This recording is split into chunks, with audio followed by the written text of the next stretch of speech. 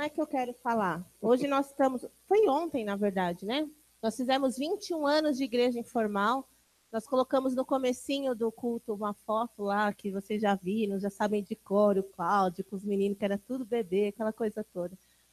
Mas nós vamos orar. Isso. Nós vamos orar pela igreja, por tudo que o Senhor tem feito. Nós agradecemos ao Senhor. Você é grato por essa igreja? Você é grato pela liderança que você tem? E nós vamos fazer diferente, então. Pensei que a gente fosse fazer no final do culto. Vou chamar você para ficar de pé, chamar o pastor Fábio. A Anice está dando aula. O pior é que não dá mais para chamar, né? Amém.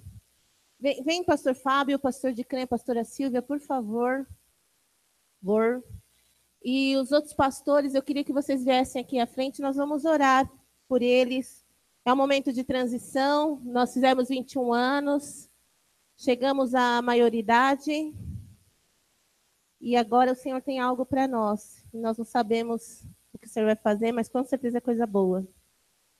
Os outros pastores, por favor, venham aqui na frente. Pastor Elcio, pastor Cláudio K, por favor. Estou vendo mais alguém aqui? Não, pastor Berg, pastor José, isso, amém.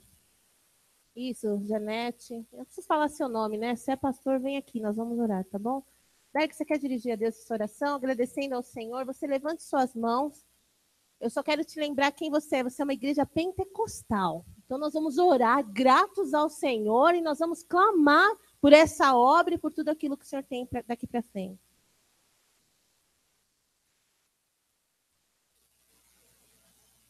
Senhor, nós te agradecemos, porque é o Senhor quem tem nos sustentado até aqui. O Senhor começou essa boa obra, Senhor, é o Senhor que vai terminar ela. Mas agora, Senhor, completando 21 anos, nós queremos completar muito mais. Nós sabemos, sem Ti, nós não podemos fazer nada, Senhor. O que nós pedimos é que o Teu Espírito Santo nos mova e nos conduza dia a dia. Eu quero te pedir, Senhor, pela liderança dessa casa. Quero te pedir, Senhor, pelos membros dessa casa. Quero te pedir pelos aqueles que vão chegar, que entenda qual é o Teu papel nesta obra. Que o Senhor, papai, venha dirigir o nosso pensar, o nosso falar e o nosso andar. E como tem dito nessa casa, em união, Senhor, nós te pedimos que a Tua presença nunca nos abandone, papai. Eu te peço que agora, em nome de Jesus, a Tua presença não invada só a liderança, mas toda essa igreja agora. E que toda a mão estendida para nós, Senhor, possamos receber da Tua parte, papai. Eu te peço em nome de Jesus agora. Abençoa, Senhor, o pastor de Crã, a pastora Silvia, que começou esse trabalho diante da baixa a mão do Senhor. Mas eu te peço também, Senhor, que quem continua essa obra também possa sempre estar de vaso cheio, sempre as mãos derramando com azeite e as nossas mãos sempre levantadas para ajudar, papai, aqueles que estão à frente, nunca com crítica, Senhor, nunca com maus olhos, mas sempre rendendo graças ao Senhor, porque o Senhor sempre foi bom e sempre vai continuar sendo bom em nossas vidas, em nome de Jesus.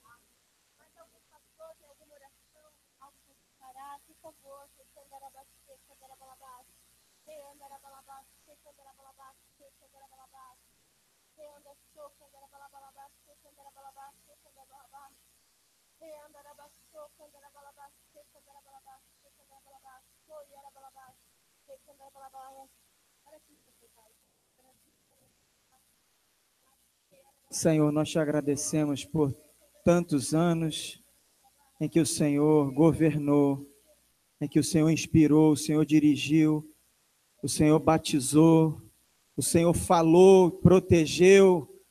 Enfim, Senhor, obrigado porque a Tua nuvem levou esta igreja, os pastores, até aqui, Senhor. E nós temos expectativa, Senhor, na Tua direção, daqui para frente. Sabemos que o Senhor é o mesmo ontem, hoje e será eternamente. Portanto, a nossa confiança está em Ti. A nossa gratidão é para Ti, Senhor. Reconhecemos que tudo vem de Ti e é para Ti que vai, Senhor. Das Tuas mãos Tu damos, Senhor. Continua dirigindo esse trabalho, continua enchendo da Tua graça, do Teu favor, da unção do Espírito Santo, Senhor. Continua falando, Senhor, que a Tua palavra seja a luz para os caminhos, Senhor, lâmpada para os pés. Senhor, que o Senhor encha o vaso de cada um do teu óleo precioso, Senhor. Que cada um transborde de alegria, de vida vinda do Senhor. Senhor, especialmente aqueles que governam essa obra, meu Deus. Dá a tua direção, Senhor, o temor do Senhor, a sabedoria para governar, para dirigir, Senhor, o entendimento daquilo que o Senhor quer fazer, como foi até hoje, Senhor, vem e superabunda mais e mais e mais da tua presença e da tua glória, Senhor.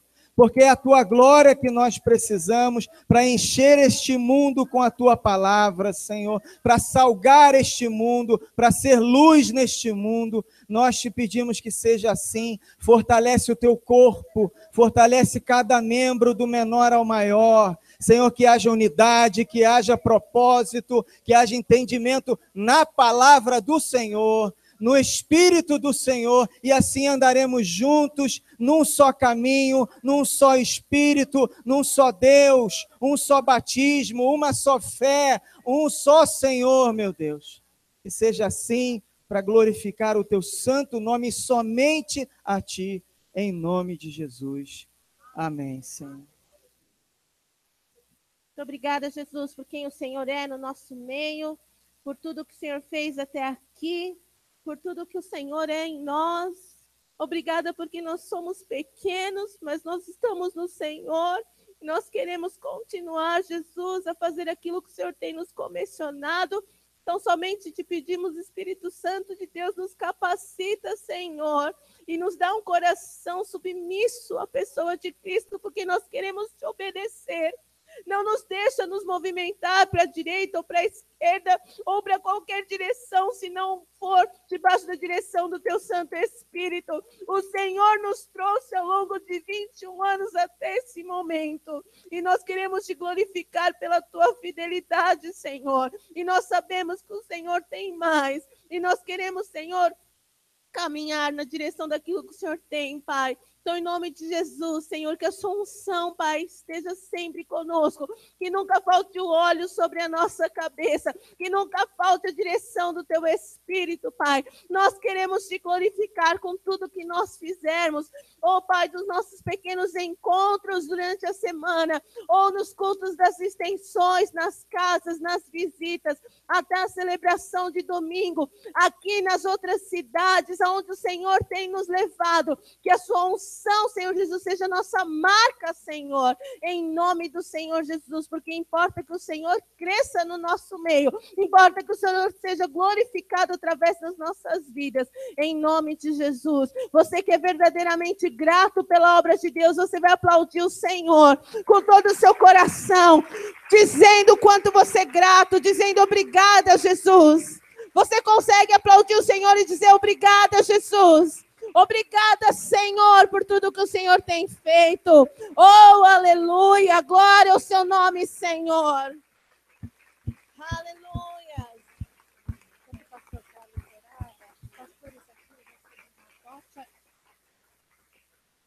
Enquanto o pastor Carlos estava orando aqui pela igreja, o Senhor dava na mão de cada pastor uma tocha e um vaso de azeite. Amém, glória a Deus. Mais alguém tem alguma palavra, visão? Ok, pode sentar então. Obrigada, Senhor. Passemos a palavra.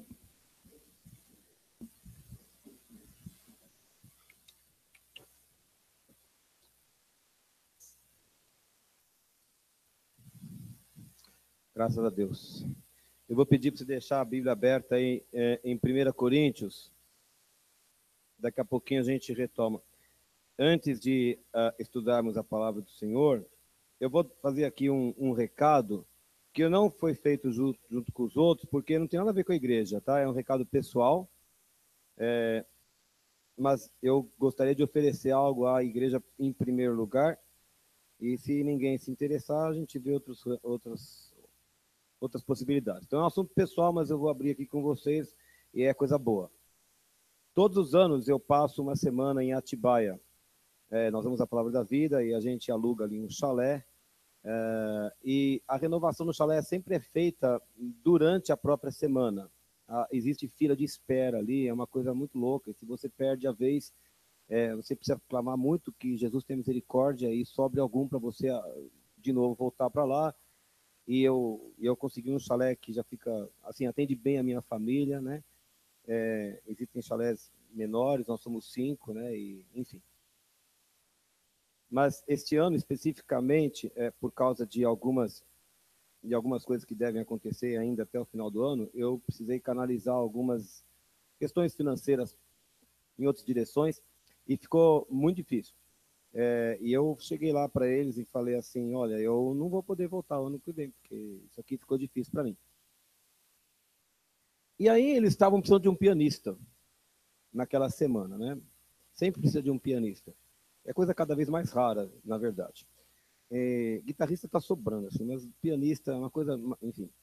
Lá não pode tocar guitarra, então... Aí eu falei para eles, vamos fazer um acordo aqui, né? Vocês precisam de um pianista e eu preciso de uma semana. Então vamos fazer o seguinte, quem sabe a gente volta aqui no ano que vem como equipante. Na verdade, já ofereci as filhas, né? Pode pegar as filhas, levar tudo para trabalhar na equipe o mês todo, porque assim já eram 2 pessoas a menos e tudo mais, né? E aí no final, né, antes de ter uma resposta deles, eu acabei fazendo a minha renovação para 3 pessoas. Mas de fato, no final da semana saiu um acordo e tudo indica que em janeiro, eu vou passar o mês de janeiro em Atibaia, trabalhando com eles durante o mês ali, na equipe, né? Bem, o que significa isso? Significa que eu estou com um contrato e com 10 parcelas entre, eu não sei o valor exato agora, mas está entre 350 e 400 para 3 pessoas. É na segunda semana de janeiro, tá? Então, está no meu nome. Se houver algum interessado em passar uma semana lá ouvindo a palavra de Deus, tem uma programação social bem interessante.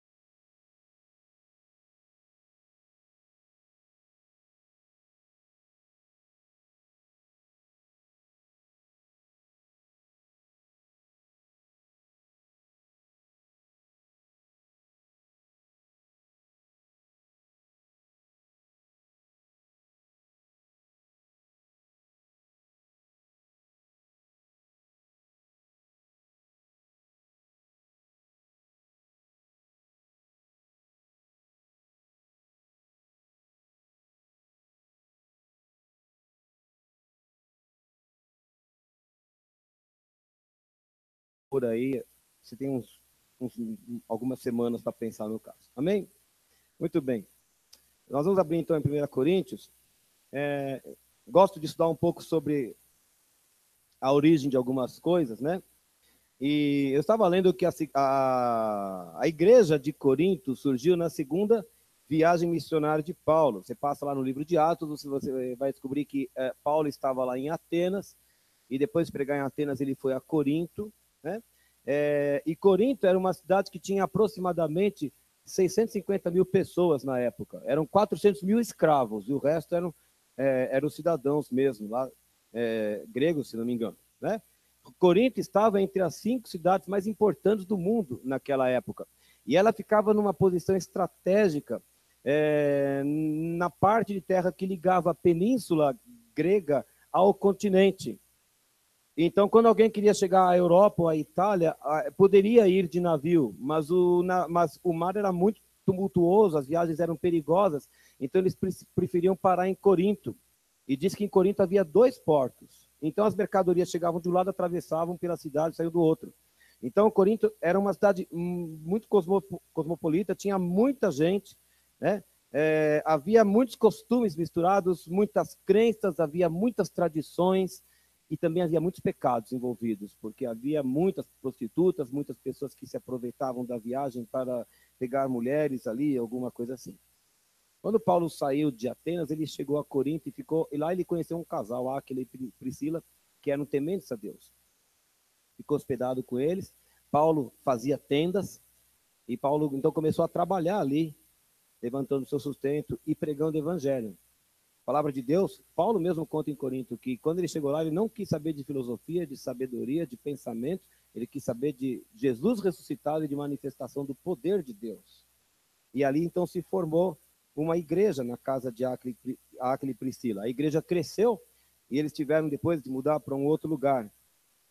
Era uma igreja que tinha pessoas das classes altas da cidade, possuía pessoas pobres da cidade e até escravos eram membros dessa igreja. Por isso que Paulo escrevia lá que em Cristo não há homem, mulher, rico, pobre, escravo, não havia nada, porque quando eles entravam ali no corpo de Cristo, as diferenças acabavam.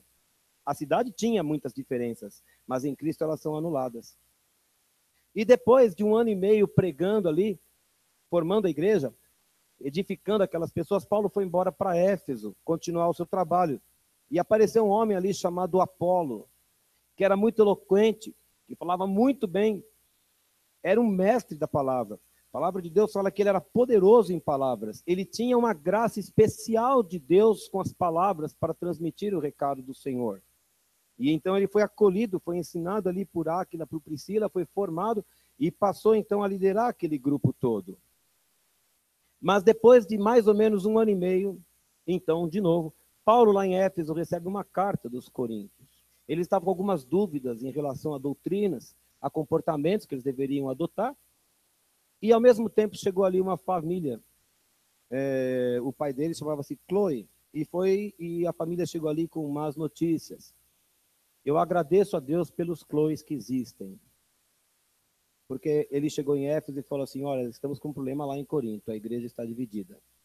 A Bíblia não diz que Chloe deu nomes. A Bíblia não diz que Chloe fez juízo de valor, esse está certo, aquele está errado. A Bíblia não diz que Chloe tomou partido de um ou de outro, mas a Bíblia diz que Chloe avisou, nós estamos com um problema na igreja, estamos precisando de ajuda. Benditos sejam os Chloes que avisam. Então Paulo, já tendo aquela carta em mãos, as dúvidas deles, e sabendo agora de problemas, porque aquilo podia colocar a perder todo o trabalho de 1 ano e meio de investimento de Paulo ali. Então Paulo decide escrever a carta aos Coríntios que nós temos aqui, que na verdade não é a primeira carta que ele escreveu aos Coríntios, porque lá em Coríntios 5:9, se não me engano, ele fala, já em carta eu vos escrevi que não vos associasseis a impuros, outras coisas assim. Então parece que houve uma primeira carta que Paulo escreveu aos Coríntios, só que não chegou ao nosso conhecimento, talvez tenha perdido em algum lugar aí, mas essa carta, então talvez tenha sido a segunda carta que ele escreveu aos Coríntios, mas é a primeira que chega para nós, que foi preservada pelo poder do Senhor, né, ao longo dos séculos, e chegou até aqui. Quem lê 1 Coríntios se assusta, o tom de Paulo é forte. Alguns acham que Paulo foi agressivo, mas jamais faltou o amor de Paulo em cada palavra, mesmo nas mais duras. Jamais faltou o amor do apóstolo por aquilo que ele plantou e por aquilo que ele formou. E vou falar mais. Qualquer leitura honesta da carta de Paulo aos Coríntios vai concluir que naquele momento ele não tinha outras palavras para usar.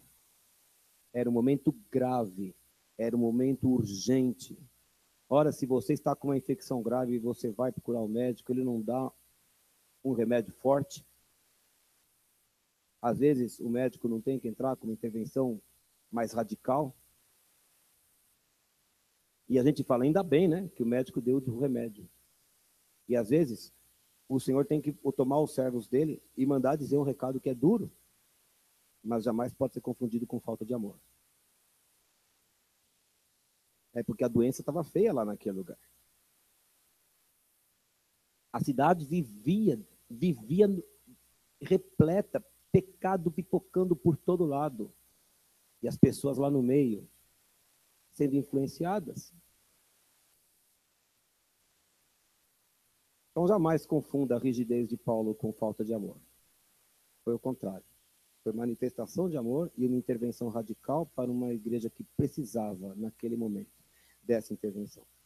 E aí a gente chega ao capítulo 3º, que eu gostaria de ler com vocês.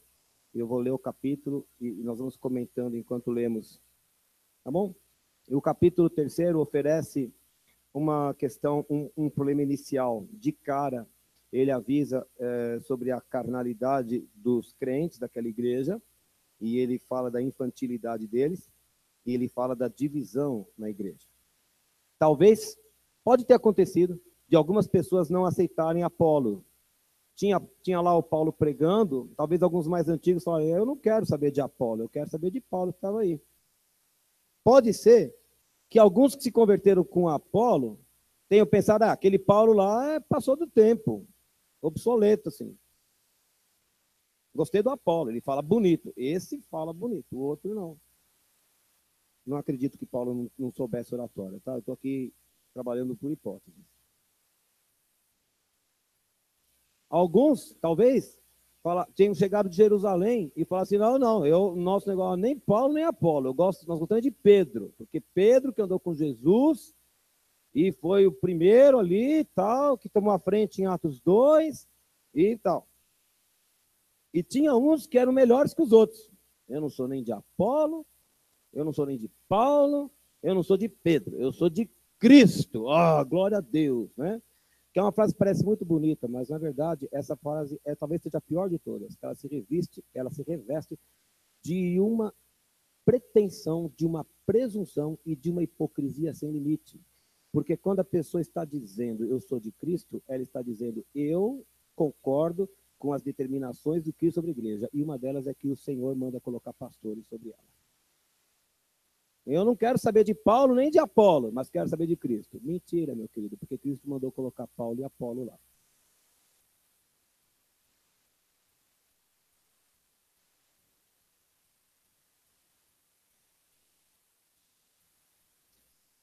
Eu li esses textos essa semana, na verdade o Senhor me dirigiu a ler 1 Coríntios 3, né? E na segunda-feira eu já sabia que eu ia ler uma coisa complicada.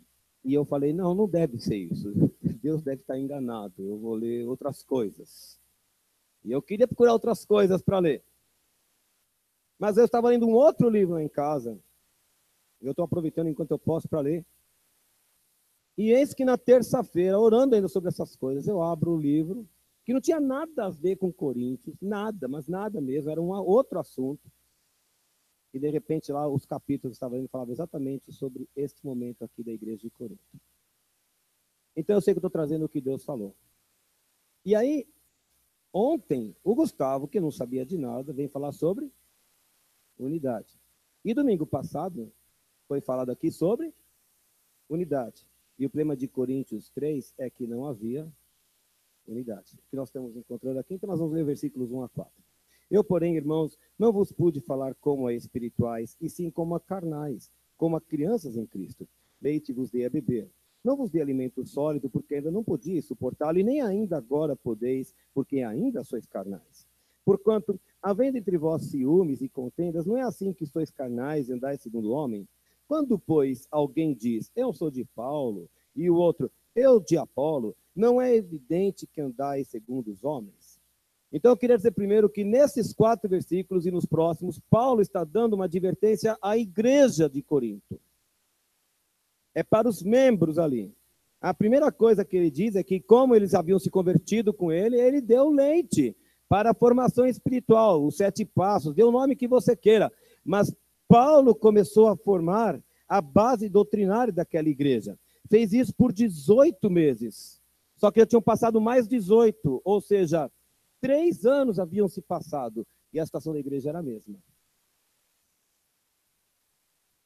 Não é normal quando uma igreja não cresce.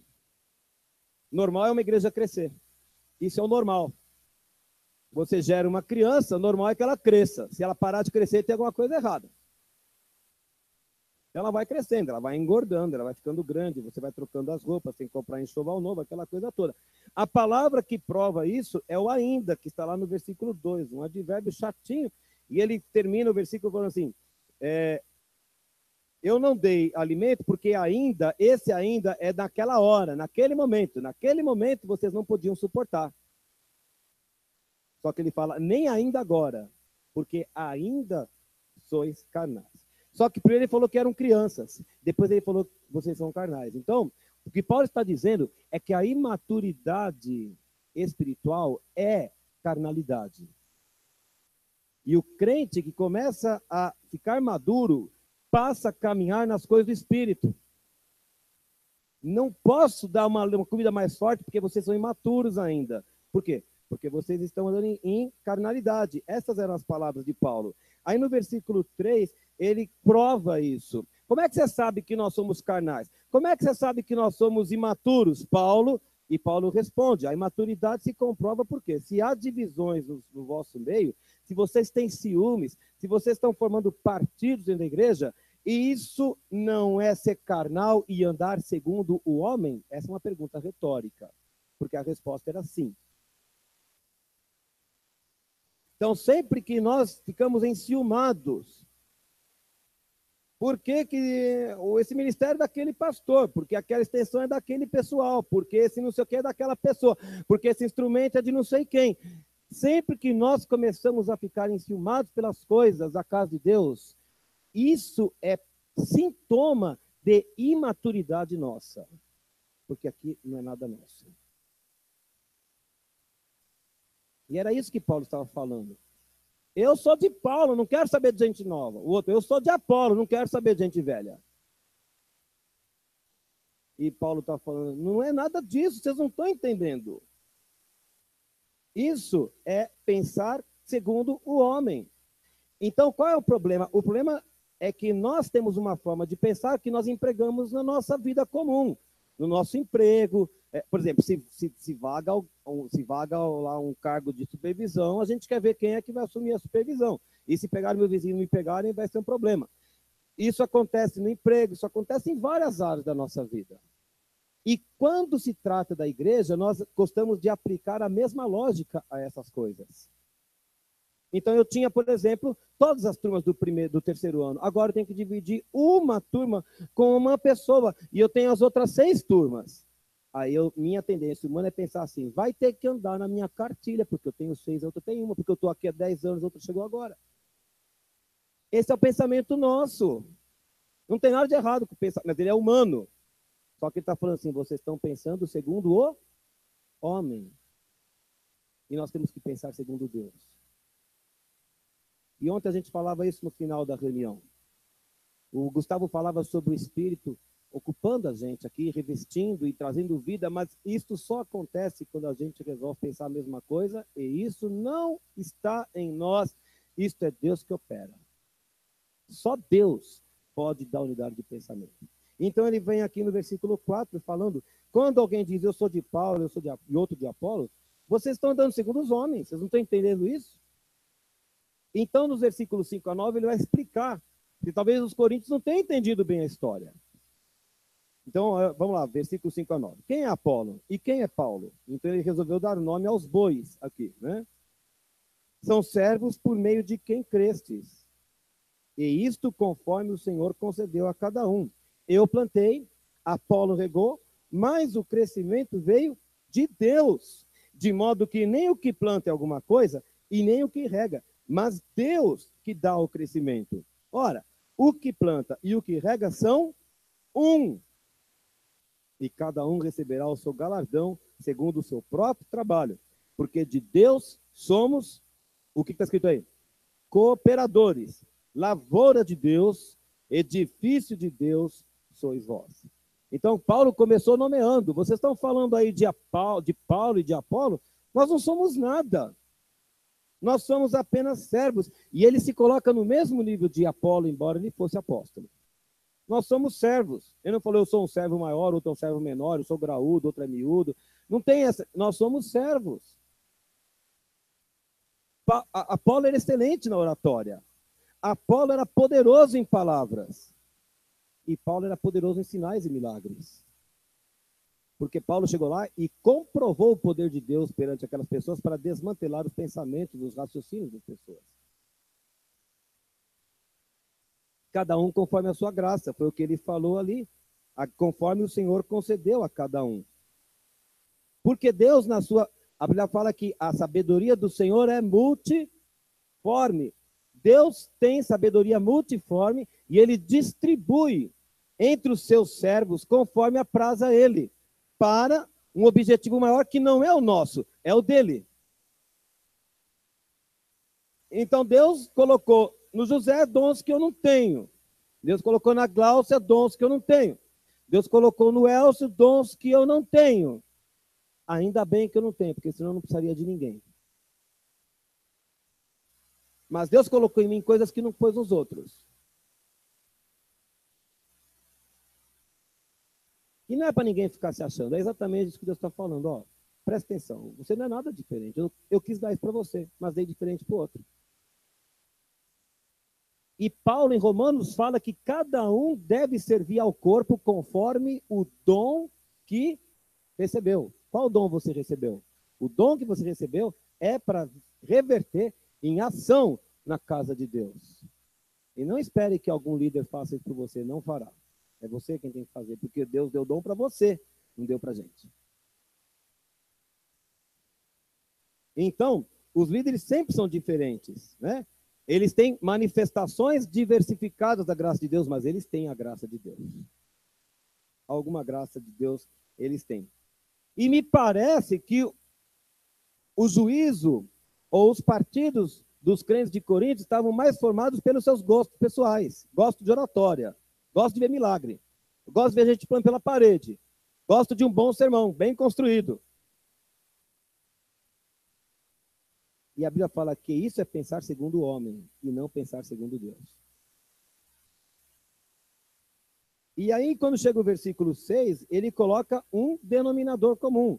O crescimento veio de Deus. E de novo, no versículo 7, ele fala, quem planta não é nada, e quem rega também não é nada. Mas quem interessa é Deus, porque é Ele que dá o crescimento. Então, na verdade, nós somos apenas vasos. Vasos por meio dos quais Deus quer abençoar a sua igreja. Só isso. Agora, se o foco dos vasos e dos membros estiver no dono da igreja, tem crescimento. Se os olhos e os focos estiverem nos vasos, tem rachadura. Que vaso não suporta igreja.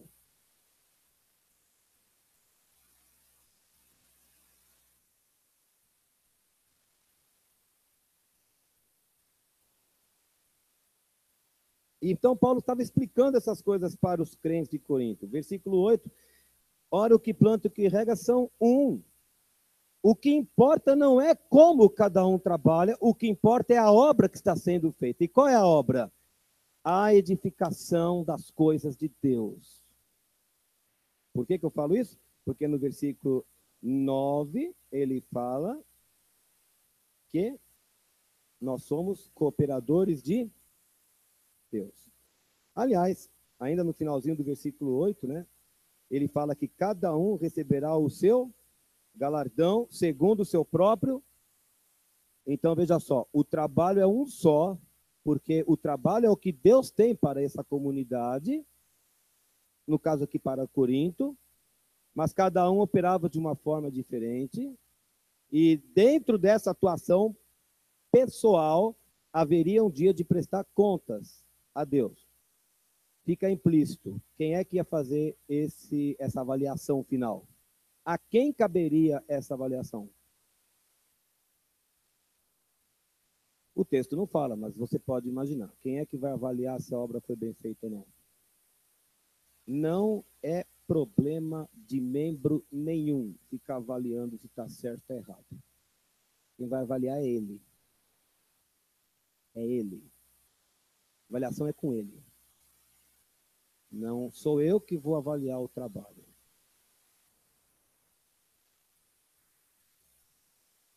Eu vim em Atibaia, eu nem ia falar isso, eu vim em Atibaia, é uma coisa assim que me deixou profundamente aborrecido.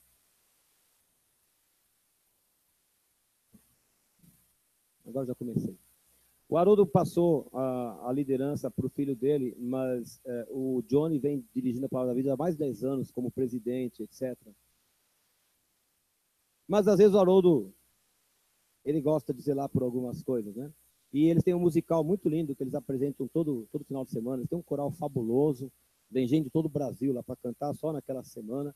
É uma coisa estupenda. Aí, eu, por causa de estar sempre ali, conheço algumas pessoas do coral, a gente trava alguns conhecimentos, faz certas amizades, né? E quando chegou o domingo, acabou a semana toda, no sábado teve o musical, foi uma coisa maravilhosa. A gente está sempre assistindo, a gente sempre acha que está tudo muito bom, né? A gente não está nos bastidores. Chega o domingo, o Haroldo é chamado porque é o dia dele pregar. Quando ele assume o púlpito, a ala da esquerda, que é onde estava a equipe do coral, levantou todo mundo e foi embora. Eu que já fui equipante e conheço o esquema, pensei na hora, eles devem estar tendo alguma reunião, porque geralmente eles têm mesmo. Quando eles precisam de uma reunião específica e tudo, geralmente isso é feito na hora da pregação, eles saem. Então, para mim, foi uma coisa normal, saiu todo mundo.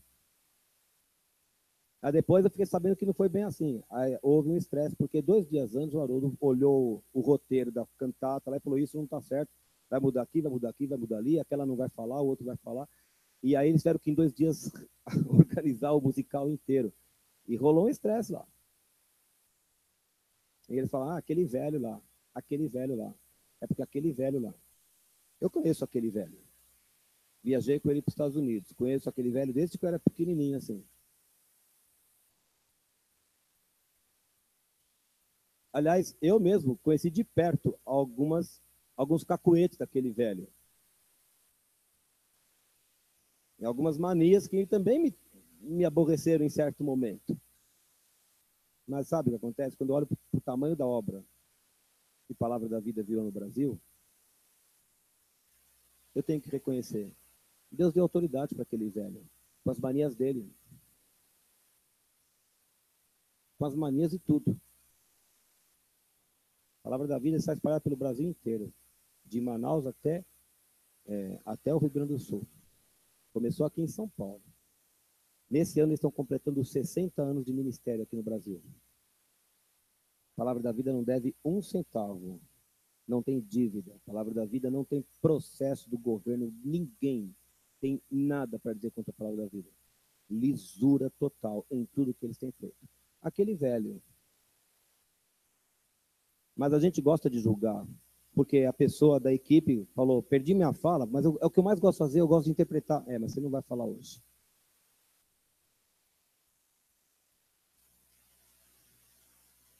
Quando eu estava lá nos Estados Unidos, havia 2 canções que nós tocávamos com o coral. Eu fui lá só para tocar para o coral. E havia 2 canções que tinham um solo de piano. E era o meu momento. 20 anos, na faculdade de música, era o meu momento. Só tinha piano de cauda e era o solo. Depois de 1 semana e meia de concerto, que a gente tocava todo dia, viajava e tocava, todo dia. Fiz isso por 45 dias. Depois de 1 semana e meia, 2, ele me chama de lado e fala, então, nós vamos cortar aquele solo daquela música, aquele solo da outra, porque está muito longo o programa. Juntando os 2 solos não dava 1 minuto e meio. O programa ficou mais curto por causa de 2 solos de piano. Eu com 20 anos não tinha nem para discutir com ele. Depois eu estava lá de gaiato, porque eu nem tinha sido da escola, nem tinha que estar lá no meio, estava lá de favor. Ficou chato, eu queria muito tocar os solos. Paciência. Mas hoje eu olho, 30 anos depois, eu olho e falo, ele tinha o direito de fazer o que ele quisesse. Deus deu a ele aquele trabalho. Era com ele. E era isso que Paulo estava falando. Se alguém vai julgar um dia o trabalho de Paulo e de Apolo, vai ser o Senhor. É ele que vai julgar.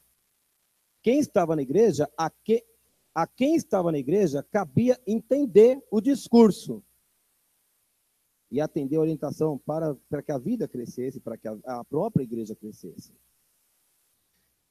Então, Paulo fala, nós somos cooperadores de Deus. Então, olha como Paulo começa a inverter. Qual era o discurso dos coríntios? Eu sou de Paulo, eu sou de Apolo, eu sou de Pedro, eu sou de Cristo, eu sirvo a Paulo, eu sirvo a Apolo, eu sirvo a Pedro, E Paulo está falando, para, porque eu não sou nada, eu sou só um cooperador.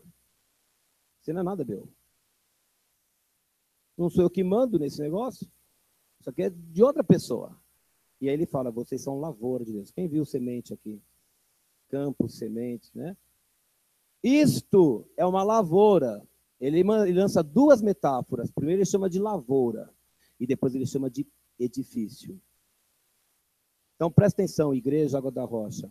A Igreja de Jesus na Terra é um edifício que está sendo construído. E individualmente, cada igreja é um edifício que Deus está construindo. Quem é o edifício? Todos nós juntos. Nós somos um edifício. Você consegue entender isso que eu estou falando aqui hoje? A igreja é um projeto de Deus.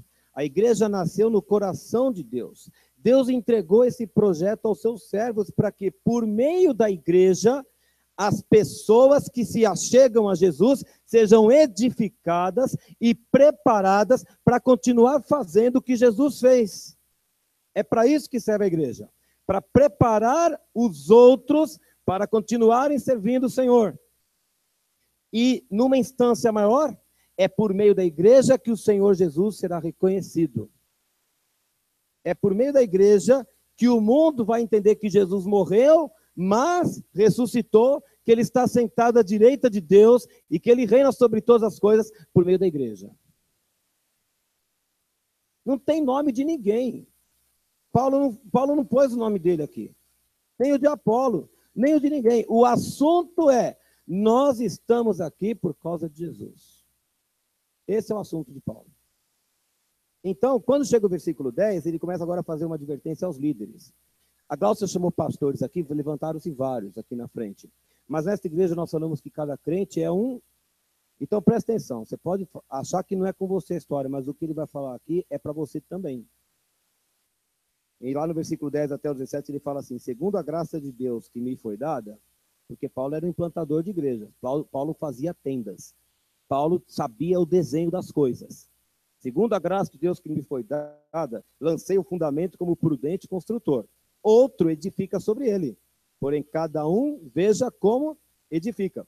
Porque ninguém pode lançar outro fundamento além do que foi posto, o qual é Jesus Cristo. Contudo, se o que alguém edifica sobre o fundamento é ouro, prata, pedras preciosas, madeira, feno, palha, manifesta se tornará a obra de cada um, pois o dia a demonstrará, porque ela está sendo revelada pelo fogo. E qual seja a obra de cada um, o próprio fogo provará. Se permanecer a obra de alguém que sobre o fundamento edificou, esse receberá galardão. Se a obra de alguém se queimar, ele sofrerá dano, mas ele mesmo será salvo. Todavia, como que através do fogo.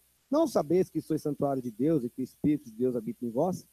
Se alguém destruir o santuário de Deus, Deus o destruirá, porque o santuário de Deus, que sois vós, é sagrado. O que Paulo estava falando aqui é mais ou menos o seguinte, ele diz que como visionário, ele foi lançando as bases da igreja e largou a igreja montada para que outro continuasse, porque ele tinha que ir para Éfeso plantar outra igreja, porque era isso que ele fazia. Mas ele deixou tudo montado e pessoas preparadas para tocarem a obra adiante. Mas ele tinha clareza de que a responsabilidade, presta atenção, a responsabilidade pela edificação do edifício é pessoal. A responsabilidade é pessoal.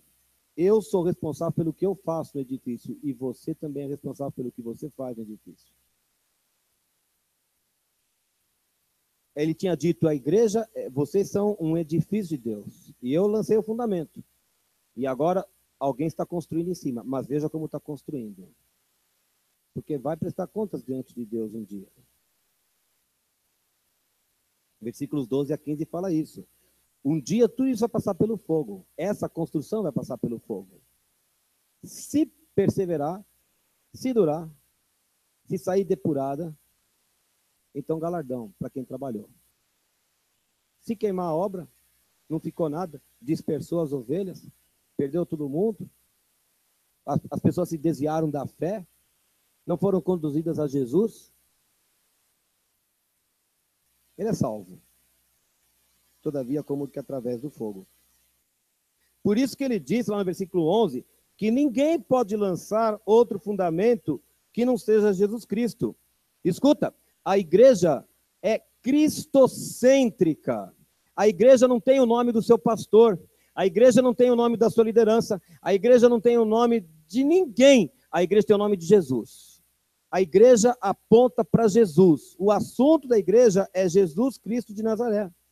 As atividades, os ministérios, os cultos, tudo que se faz tem que apontar para Jesus para alcançar os interesses e as expectativas que Jesus tem para nós. Não os meus, não os seus, não os de ninguém. Os trabalhos nas extensões não existem para o nosso bel prazer. Não é para atender às expectativas de qualquer um de nós. Não é do Elcio, não é do Carlos, não é do José, não é do Berg, não é do Cláudio, não é nada. Nós queremos saber o que Deus quer que seja feito. Vocês estão entendendo? Então, quando a Glaucia vem aqui e ora, a gente não combinou nada, nem sabia que ele orar hoje aqui. Mas quando se ora para que Deus dê sabedoria à liderança, é disso que nós estamos falando. A liderança sabe muito bem que um dia ela presta contas a Deus, porque isso aqui não é de ninguém, é de Deus. E a gente não pode errar. Então, é necessário que a igreja ore pela liderança. Porque nós somos humanos como vocês. Então, quando chega o versículo 16, ele faz uma pergunta retórica. Vocês não sabem que vocês são santuário de Deus? Que o Espírito de Deus está em vocês? Deus está aqui, tão certo quanto o ar que eu respiro. Nós fizemos o louvor aqui, a presença de Deus era notória. Deus está... Eu não sei se você entende a gravidade disso. Deus está nesse lugar. Quando Jacó sonhou e viu escada e etc., e ele acorda e ele fala, esse lugar é temível, aqui é a casa de Deus, e ele erige lá uma pedra lá. Deus está aqui. Como é que eu ouso dizer uma palavra que Deus não autorizou? Como é que eu ouso fazer um julgamento que Deus não me deu direito de fazer? Como é que eu ouso tomar decisões que Deus não me disse para tomar? Isso aqui é de Deus. Isso aqui é de Deus.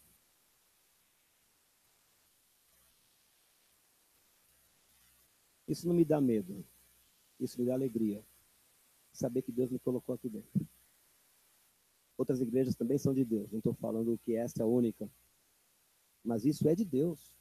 Isto é de Deus.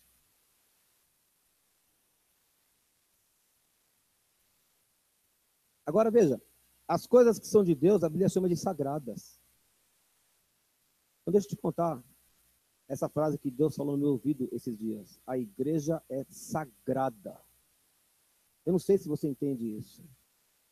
A igreja é sagrada. Imagina algo que você fala, isso é sagrado, isso aqui ninguém toca, que é sagrado, sacratíssimo. Então, a igreja é isso aí.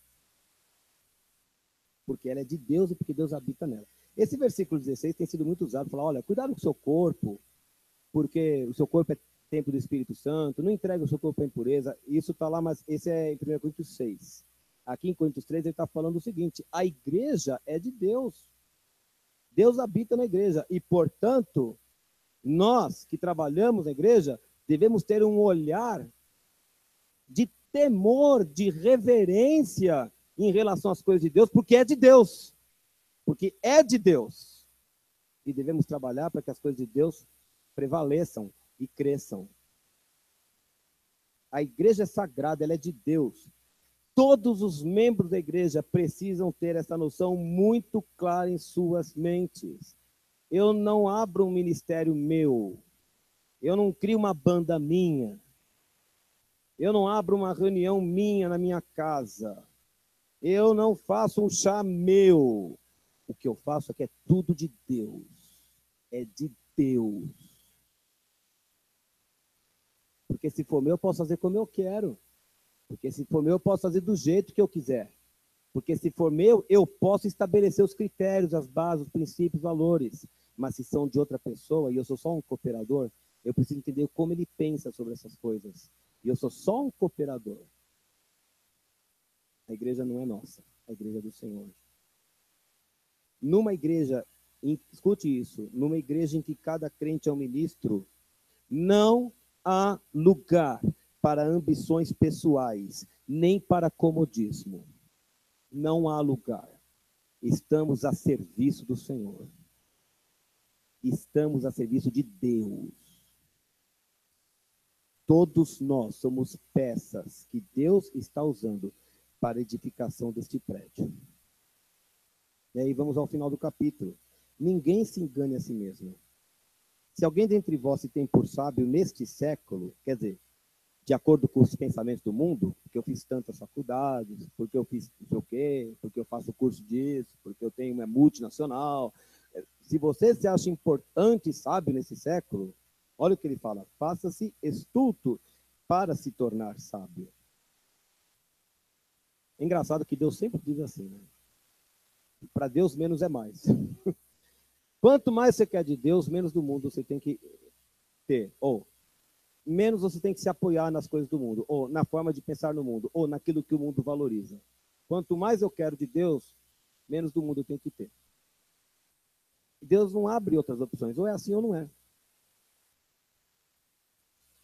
E aí ele vai falando, porque a sabedoria deste mundo é loucura diante de Deus, porque está escrito, ele apanha os sábios na própria astúcia deles. E outra vez, o Senhor conhece os pensamentos dos sábios, que são pensamentos vãos. Portanto, ninguém se glorie nos homens, porque tudo é vosso.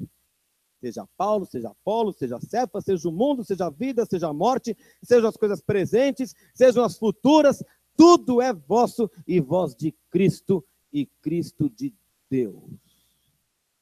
Lindo o que Paulo faz nesse texto, porque o texto começou, como é que começou o texto? Eu sou de Paulo, eu sou de Apolo, eu sou desse, eu sou daquele. E Paulo foi desconstruindo os argumentos dos coríntios e inverteu toda a história e falou, pode parar, nós é que somos de vocês e vocês são de Deus. Somente uma pessoa que tem a visão das coisas de Deus entende assim. Porque, como é que Paulo falou no começo do capítulo? Vocês estão pensando segundo o homem. E quando a gente pensa segundo o homem, fala, eu não vou nessa reunião por causa disso, eu não vou naquilo por causa do outro, eu não vou por causa... A gente dá o motivo que for. E pode até ser motivo justificável, mas a Bíblia fala, é pensamento segundo o homem. E quando a gente começa a pensar segundo Deus, Deus quebra esses alicerces, ele inverte a lógica, que choca a gente, porque a nossa lógica não admite isso, e ele fala, é o contrário, é tudo de Deus. Então tem que ser do jeito que ele quer.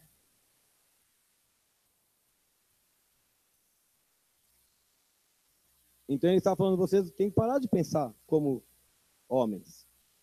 Certamente, eu acredito mesmo, que havia pessoas que estavam baseando seus pensamentos de acordo com a cultura da cidade. Normal. Talvez com modelos políticos, alguma coisa assim. E Paulo falou, se vocês estão se baseando na sua sabedoria para fazerem os julgamentos e os partidarismos que vocês estão fazendo, pode esquecer.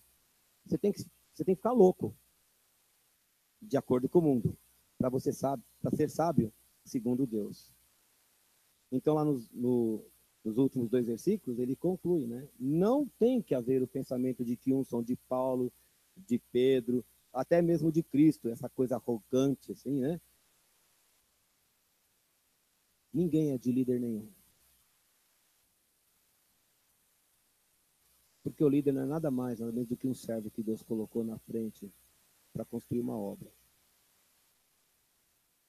Não tem grandeza nenhuma em ser líder de coisa alguma. Eu não devia estar falando isso aqui hoje, exceto pelo fato que Deus mandou falar, porque eu briguei com Deus a semana toda para não ter esse capítulo. Mas alguém me perguntou semana passada, a Isis perguntou, o que você está sentindo? Quer saber o que eu estou sentindo? Nada. Eu não estou sentindo nada. Não é que eu estou desanimado, não é nada disso. No fundo, eu sempre soube que se Deus determinou, vai ser assim. eu estou aqui para fazer a vontade dele. Dicrã está aqui para fazer a vontade dele. José está aqui para fazer a vontade dele. Gláucia, Cláudio, Rose, Carlos, Eliana, Selma, Nice, Silvia, Cleusa, Elcio, Esther, Janete, Francisco, todos vivem para fazer a vontade de Deus. É a única vontade que importa. É a única que importa. A igreja é cristocêntrica.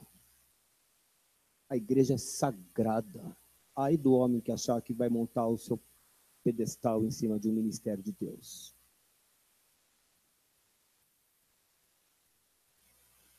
Ai daquele que acha que vai fazer seu renome em uma obra que é de Deus.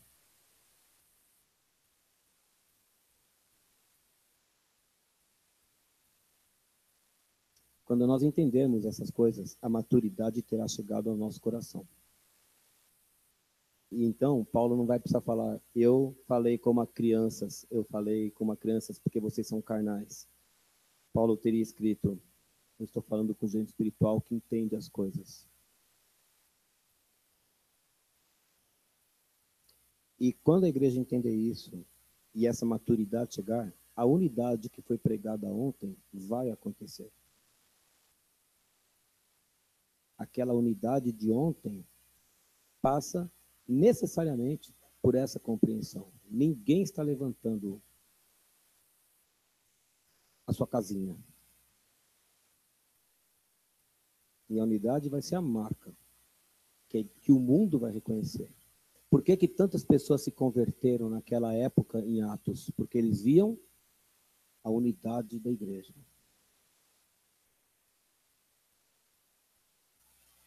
E andavam debaixo da liderança. A liderança, Deus que estipula. Ninguém merece nada. Ninguém merece coisa nenhuma. Mas Deus chama. Deus chama. E ou a gente atende a voz do Senhor, ou a gente rejeita a voz do Senhor. É melhor atender. É sempre melhor atender. Queria que você ficasse em pé. Ficou solene demais. Eu queria que você ficasse contente hoje aqui. Mas eu queria que você ficasse de pé diante do Senhor. Diante do Senhor. Acho que eu esqueci o seu nome, Berg. Desculpa se eu esqueci o seu nome. Falei todos os pastores. É ruim falar um monte de nome aqui. Tem muito cacique.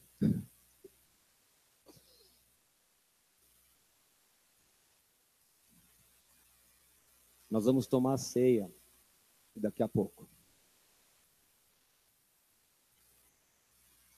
Aqui na frente, eu não sei quem vai ministrar a ceia, mas aqui na frente está representado o Senhor. Não é um pastor que está aí. Você não está comendo pão e vinho de um pastor. Tudo aqui gira em torno de Jesus. A nossa vida gira em torno de Jesus. Ele é o centro. Ele é o centro. Aqui é tudo de Jesus. Nossas vidas são do Senhor. Nós vamos servir o Senhor.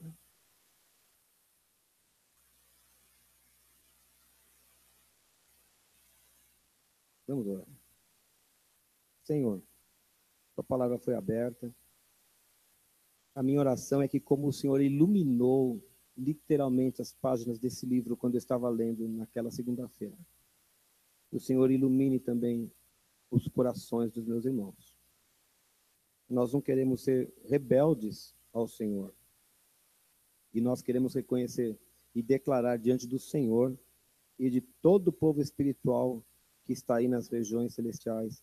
Nós queremos declarar que reconhecemos que esta obra é do Senhor. Ela é do Senhor. Ela é do Senhor. E longe de nós, Senhor, começarmos qualquer ministério aqui dentro que seja para engrandecimento, presunção, autopromoção, o que quer que seja, longe de nós, Senhor. Porque isso aqui é sagrado. Porque essa obra é muito séria, Senhor. Ela é muito séria. Em nome de Jesus, Senhor, dê graça à liderança dessa igreja, aos pastores dessa igreja. Cada pastor lá no seu canto, na sua extensão, na sua casa, na sua visita. Que o Senhor mostre para eles que aquela família que eles visitam é sagrada, que o Senhor está colocando nas mãos deles. Não são deles, são do Senhor. em nome do Senhor Jesus. Mostra para esta igreja que o trabalho é um só. Não há vários trabalhos. Há um trabalho só. Só há um trabalho, que é a edificação do reino de Deus. E dê sabedoria, Senhor, para a direção dos ministérios. Você no seu lugar, aí onde você está, talvez você tenha extensão na sua casa, talvez você tenha ministério com jovens, talvez você seja do louvor, talvez, enfim, você trabalha aconselhando as pessoas por telefone, talvez você faça visitas. Eu não sei qual é o seu ministério, mas eu sei que você faz alguma coisa para Deus.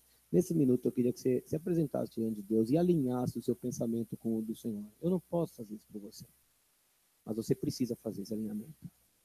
Em nome de Jesus. Em nome de Jesus. Nós estamos em pé diante do Senhor. Em pé diante do Senhor Jesus.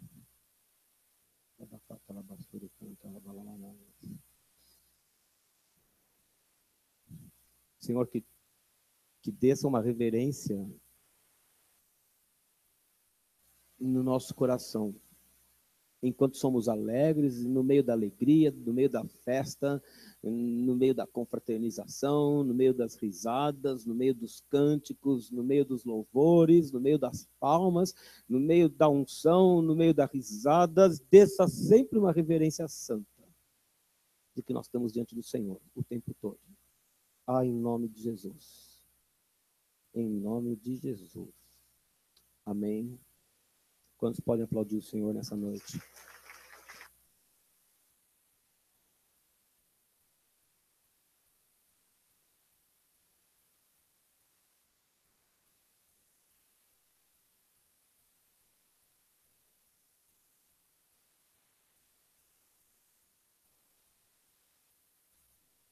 Vai ter a ceia? Vamos fazer a ceia? Vamos sentar então.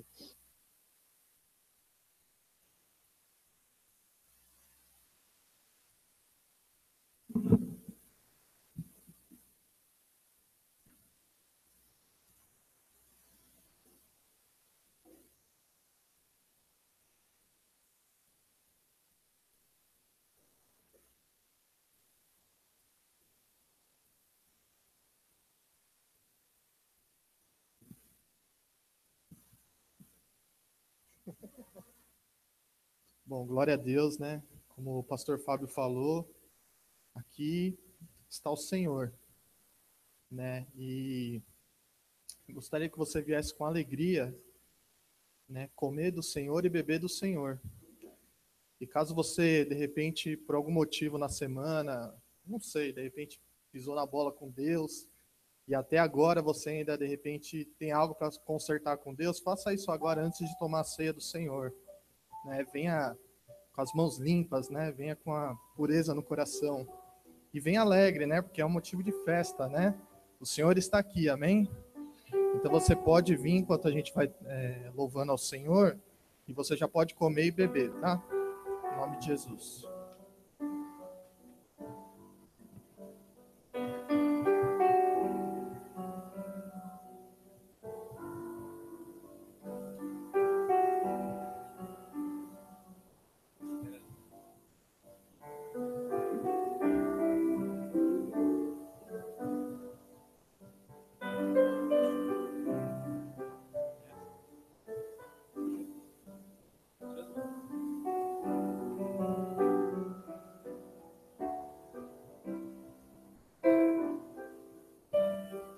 Acabei esquecendo, Nau, Edu, o pessoal aí do louvor, se quiser vir aqui.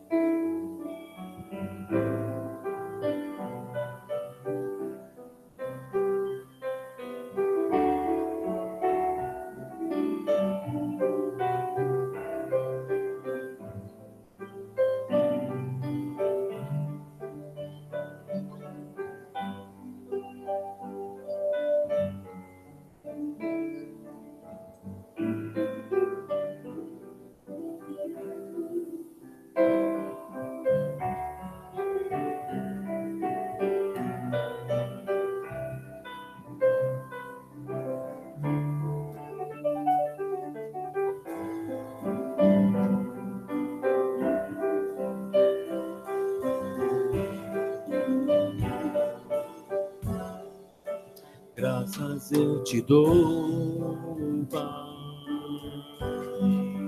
pelo preço que pagou, sacrifício de amor que me curou, ungido do Senhor, pelos cravos em tuas mãos, graças eu te dou, ó meu Senhor, avulgamente o coração, em teu perdão restaurou-me a comunhão,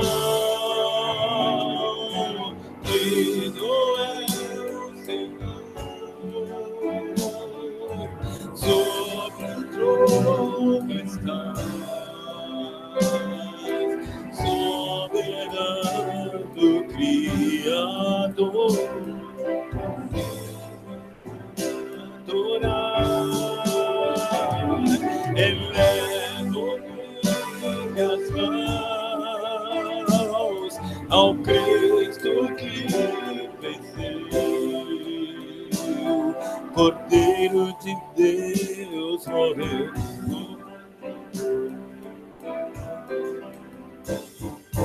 mas ressuscitou.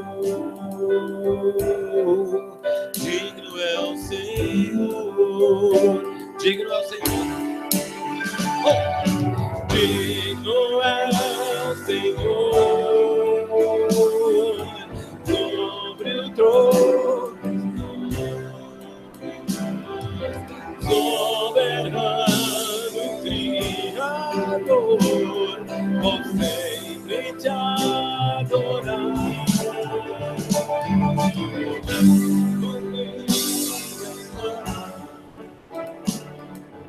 Cristo que venceu,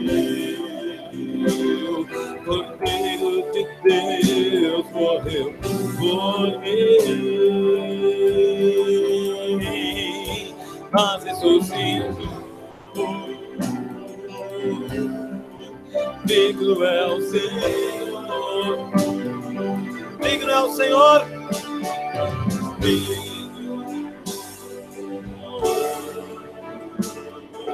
sobre o trono está, soberano Criador, e te adorar.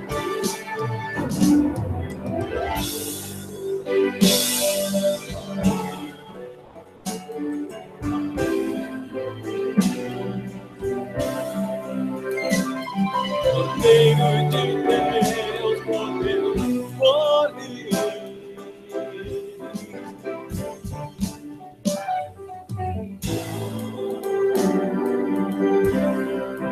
Digno é o Senhor,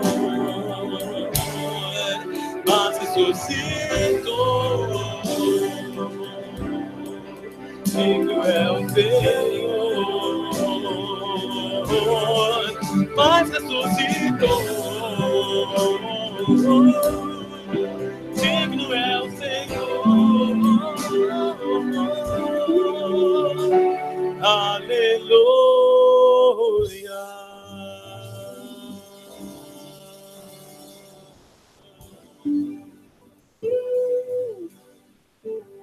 Pode aplaudir o Senhor?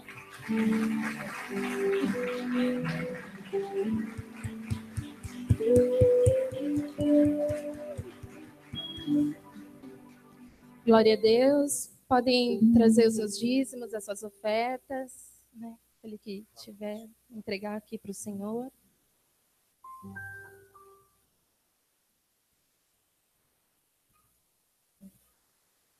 Aleluia. Aleluia. Aleluia.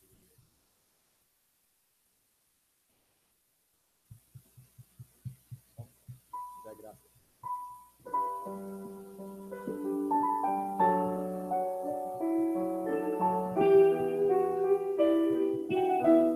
Vou pedir para os irmãos colocarem de pé, estender as mãos, as ofertas.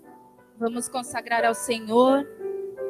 agradecendo por tudo que Ele tem feito, por toda a provisão, por todo o amor que Ele tem derramado por nós.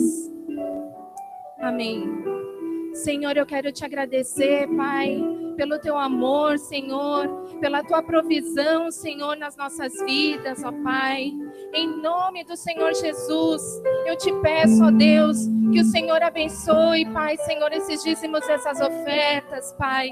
Ó Senhor, se há aqui, Pai, alguém que esteja desempregado, Senhor, em nome de Jesus, que seja uma semana de novas oportunidades, Senhor. Se há alguém aqui passando por dificuldades financeiras, Senhor, Tu és o Deus da provisão, Senhor. E nós te pedimos, Pai, entra com providência, Senhor, e dá sabedoria para os meus irmãos, Senhor. Em nome de Jesus, eu te peço pela liderança desta igreja, Senhor, que saibam, Senhor, utilizar, Senhor, essas ofertas, Senhor, que façam bom uso delas, Senhor. Em nome de Jesus, Pai, que venham as boas notícias essa semana, Senhor. Em nome de Jesus, traga a tua provisão, Senhor. Reina aqui neste lugar, Senhor, e nós te adoraremos, Senhor, para sempre, sempre e sempre, em nome de Jesus. Amém. Glória a Deus. Dai graças de coração ao Deus da criação.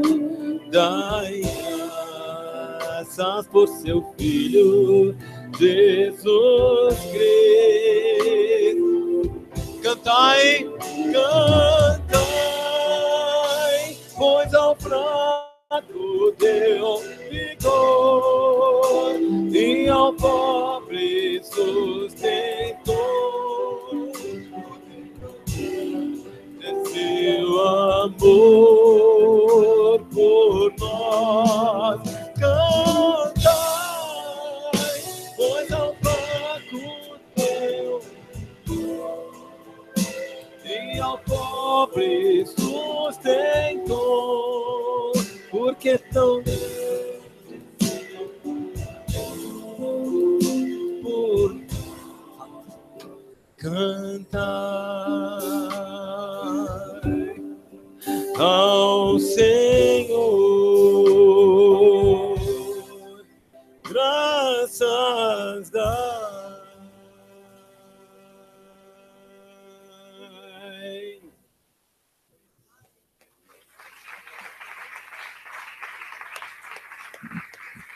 Glória a Deus.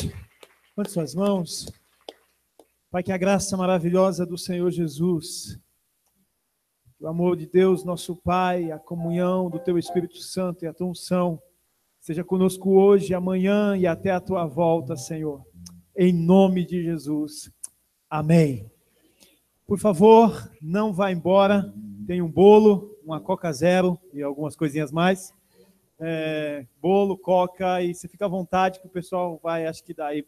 Então não sai correndo não, tá cedo ainda, fique um pouquinho, em nome de Jesus, tá bom? Deus te abençoe, boa semana na paz do Senhor. 1, 2, 3.